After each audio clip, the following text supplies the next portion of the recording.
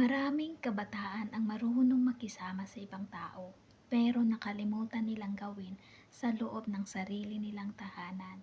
Hindi lang sa paaralan o sa trabaho may tungkulin bilang isang anak.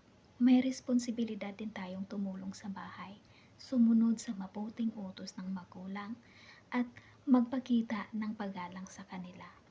Ang simpleng pag-ayos ng iyong higaan, paglinis at paghugas ng kainan, ang pag-ayos ng iyong damitan, at pagkikinig kapag sinabihan ka, ay malaking bagay na yun para sa kanila. Remember, araw-araw, nagsakripisyo ang ating magulang para sa pamilya. Ang pagtulong at paggalang ay hindi yun kabayaran, kundi pagpakita lang yun ng pagmamahal at pagpahalaga sa lahat-lahat ng nagawa nila.